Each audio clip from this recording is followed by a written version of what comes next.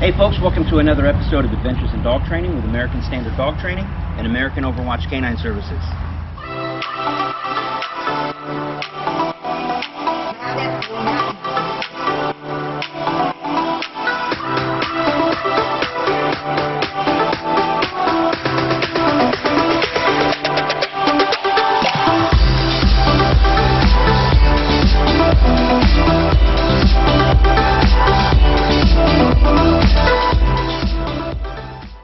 This here is Cody, 7-month-old Australian cattle dog. He's 4 days into a 4-week puppy board and train program, and we're gonna take you along for the ride, show you what it could look like 4 days into training. The first week of training, nothing spectacular happens. Yes, we don't have any major breakthroughs necessarily. The magic really happens in week 2 and week 3. There's still a lot of the groundwork is laid in this first week, so I'll try not to talk too much and just kind of get into what we're doing. He definitely likes to jump a lot, so I might sprinkle in some corrections here if he jumps on me. Then again, I don't want to shut him down too much in these beginning stages. I want to keep him charged up, motivated. Definitely we're going to use a lot of e-collar work today. Low level. Level 4 is his the first level that he feels. And I'll show you right now, without further ado, how we're going to work that. You're not going to be able to hear it. I didn't bring out my sound box for it. But if you see me do this, I'm kind of over-exaggerating to show you, boom, I'm activating it. All right? So this is what it would look like right now. Freak. Boy. When he feels this, good things happen. Yes. Freak. Boy. Thousands and thousands of reps of tingle, food. Tingle, throw food. Freak. Boy. We also have like our full-size place board here. Oops. This is size large for those that are wondering. It's a little big for him, but we're going to be training some bigger dogs as soon as we put him up. But we also have here another place board. It's more like a healing board, and that one's a touch board. So we'll get him charged up on those. He has not seen those yet. We have been working a lot on this, but we use those tools later to kind of confine him a little more, tighten up and pretty up his obedience. Let's see where his sits and downs are at after 4 days. Yes. A little slow on the down. Yes. Notice I'm not using any words yet. He's not ready for that. Yes, waiting for those elbows to hit. Now watch me fake him out on this one. Yes, no food in that one. So we're kind of weaning him off of a food lure and onto a hand lure. Yes, excellent. Trust me, their nose knows whether there's food in your hand or not. Obviously, if you go really slow and I show him, look, there's no food, he's not gonna, yes, I was gonna say he's not gonna listen as well, but he did it, so that's great. That means he's starting to understand the hand command. Yes. Again, as always, when I'm talking to you, my marks are very late. Yes. And he's crushing it. Very motivated. Good boy. A lot of focus. And when it comes to training dogs, it doesn't matter what day we're training. Day 1, day 30. I come out with somewhat of a game plan in mind of what I want to do, but mostly we cover a little bit of everything, right, to keep it exciting. But I'm also touching to see where he's at. Maybe his sits are here, his downs are here, his healing is there, his stay is down here. Well, I'm going to work on the stay. I want to bring everything up. I want everything to be beautiful. I don't want one command to be better than the other. Free. Again, pretty much every time I free him, every time I put him on the place board, he's going to get a low-level stem. Again, free. Yes. Place. Yes. Good boy. Look at that motivation. That's an e-collar, folks. I just fried the shit out of this dog. I'm kidding. It's a level 4. So I'm a little cranked up because free. Get people posting on my comments that it's evil that I use an e-collar. Watch the evil. Place. I am frying this dog on a level 4, and his tail is wagging. So free. I don't want to hear it anymore from you folks. Place. Yes. Excellent job. Excellent job. He's loving it. Good boy. Good boy. In fact, I'm going to increase to a level 5. Ooh. So here we go. Level 5. Great. Good boy. Now I'm going to actually use it and work on some recalls after I free him. Free. Yes. Cody, come here.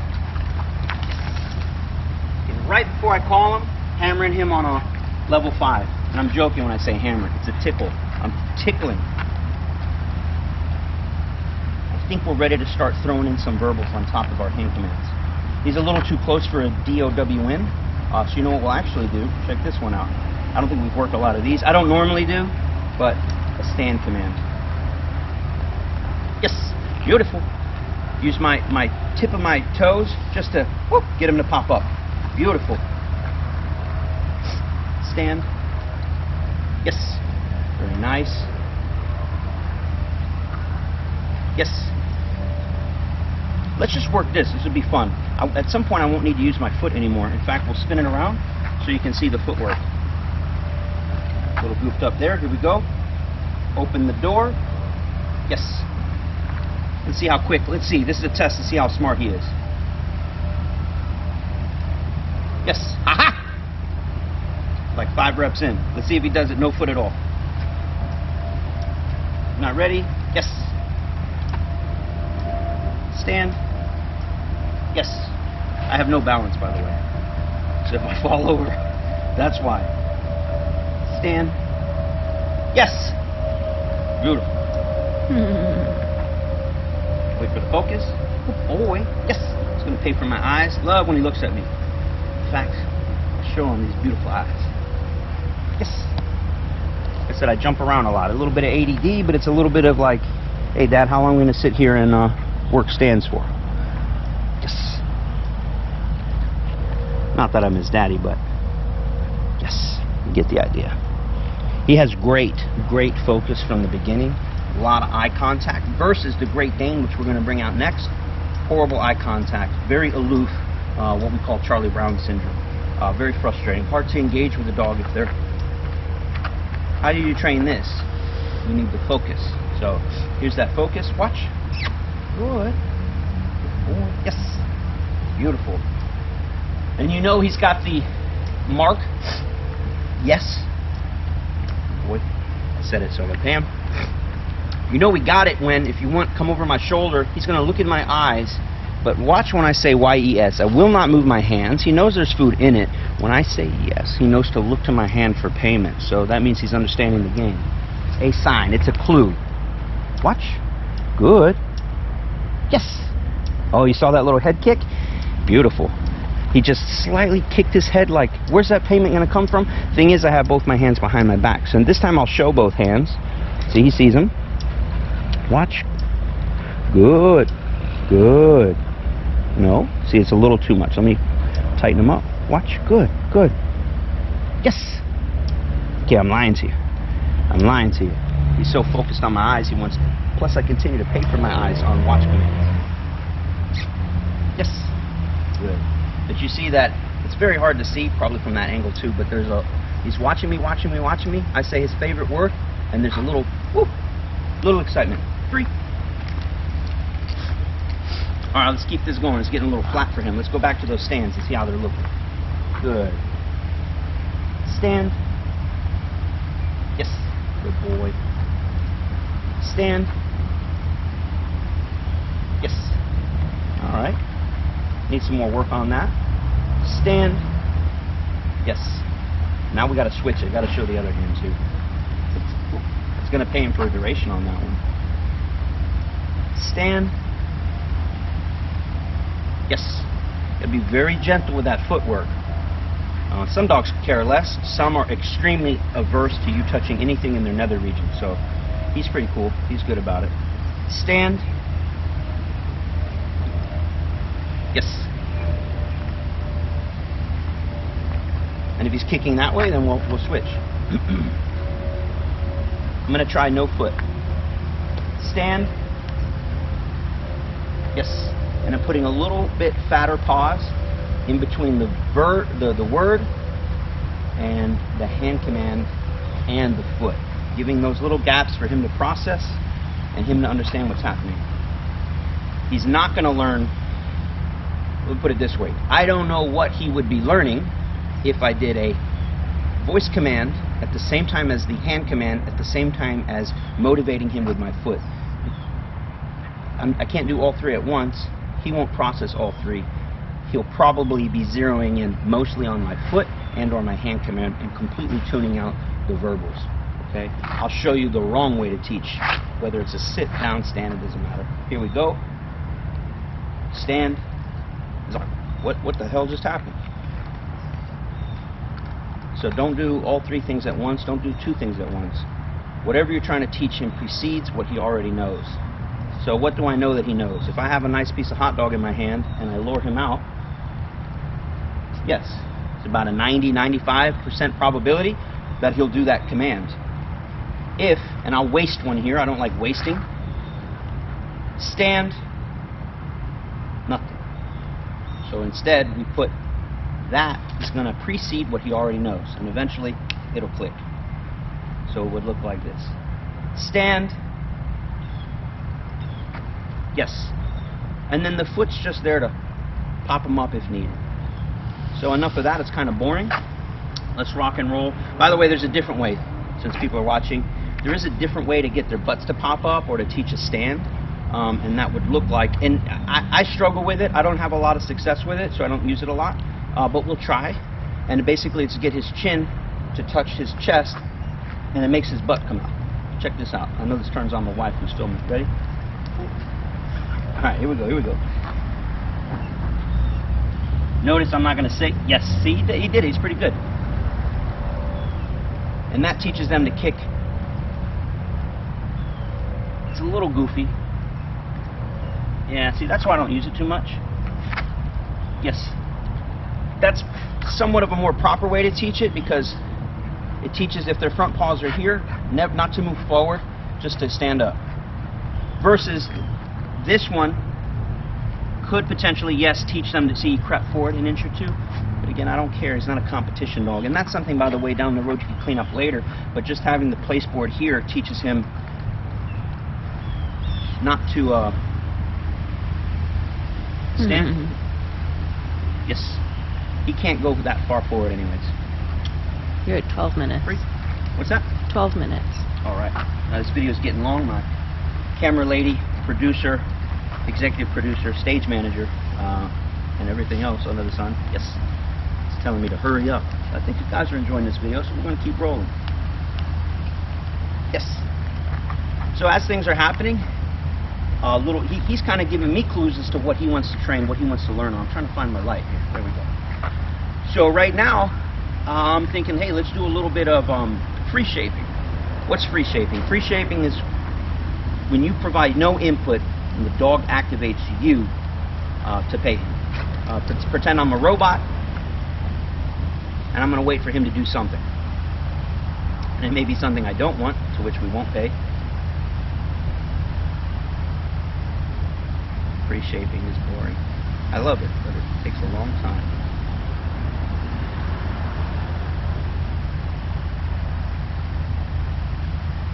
Oh, I almost went into a down, which I would have paid for that. Basically, wait him out. Yes, I paid for the slightest little 3 inches off the ground with his butt, right? I was hoping he would do like a stand, because that's what we've been paying him for. So you think he would do it on his own. It's like, man, this guy was paying me and he stopped paying me. How do I get him to pay? He's going to go through his repertoire. The thing is, he doesn't have a huge repertoire right now. Probably jumping on people works for him, maybe barking. Let's see if he does this one faster. Yes, in fact, I was just going to pay him for holding that stand on his own. Let's wait a little bit.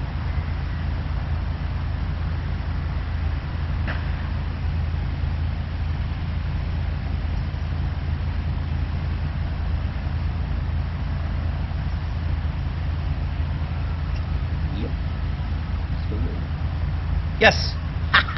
Beautiful. So he just free shaped the stand, in a sense, right? And he'll be more inclined to do that on his own. He's like, man, this gets me paid. I just paid him, by the way, 3, 4, 5 pieces, right?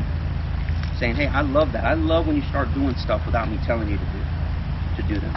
All right. let's start working these other little play sports, give you an idea. It's also a gauge on his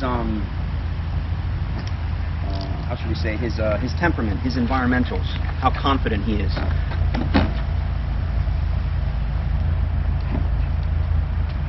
This would be fun just to compare him on this to the other dogs we have currently. Again, all started at the same time. Him, a Great Dane. Come on, I just need one paw in there. One paw, give me the one paw. Yes, I'll take it. It's called, you know, paying for approximation. He approximately went in, so. Look at him, look at him. Oh, we were so close. He doesn't like tight spaces. Yes. Yeah, actually we did find that about him. He's not a fan of tight spaces or running in between things. Like furniture that's tightly placed together. Who knows? He might have just one incident where he tried to squeeze and got hurt or got stuck. That stayed with him. But he needs to go in. So what we'll do is I'll throw a piece in there. Yes, look at that. Look at that.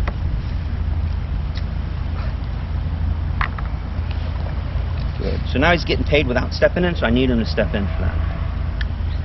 It's tricky business, folks. And you can create these out of wood or whatever you have laying around the house. It's our little makeshift one, but I like it. Yeah, this is you know, beginning of dog training. It's a little boring, not as exciting. I mean, for me, it's exciting seeing dogs hit their little breakthroughs. So like, I'm gonna stick with this because I want it to happen. Yes. Good boy. And now I'm just paying him. So one of the tips to my success right there that worked for me, and I'm going through all these little micro adjustments that I'm not even telling you about, just naturally happening. One piece wasn't enough to motivate him. One piece, I can smell there's only one piece in your hand, buddy. I don't know if that one piece of food is worth me taking the risk of stepping onto that big scary red thing on the ground. But so I loaded my hand up with something more like that, and he's like, you know what? That smells like it's worth it. Good boy. So I got one paw, but I want it to be clean. I want to start paying for a little bit cleaner behavior. I don't want that goofiness right there. So we don't get frustrated. We usually look for a piece of equipment or your environmental to help you out. So he knows, he's got his nose right on there. He knows there's some good stuff in there. He's so funny, keeps avoiding it. But this is exactly to my point that we started this video. We go through everything until we find something that he needs more work on. So I know for sure his next several lessons is going to be very much dedicated to that piece of equipment right there until it's his favorite piece of equipment. If we can get one more in there, we'll move on to the next thing. 18 minutes. Good boy. So he's got like half a paw on. Yes. Good boy. Look at that. That's what I'm talking about. So a little mini jackpot there for putting those two paws in. You notice I just used my legs basically as a little barrier so he can't keep goofing around. Alright, this is his last little piece of food. I was going to show you that piece of equipment there. It's very similar. We get them to put their two paws on it and they learn to rotate around. Probably normally I would jackpot on that piece of equipment since that's what he struggled with, but I have a feeling, we'll see. Let me not make a prediction. Good boy, yes. I was saying I thought he would go on this easier, good boy, than that, because this isn't containment. Sides. It's just raised up. Just funny. That's one of his little quirks. Doesn't like squeezing between things. We've noticed that. This is the only little weird thing that I've noticed with him. But anyways, that's Cody for you. Day 4. First lesson of the day for day 4. And he's doing excellent. Love his engagement. Love his personality. I expect him to go very far with our program. So stay tuned. We'll keep trying to post 2-3 videos a week showing you his progress. But again, that first week, not terribly exciting. Week 2, week 3, week 4, that's where the magic happens. So thank you guys for watching. Make sure to like, share, subscribe. Put any comments below if you have any questions of what we covered today or anything you liked, didn't like. And we will see you on the next video. Bye. Come on, Bubba. pretty good, right? Yeah.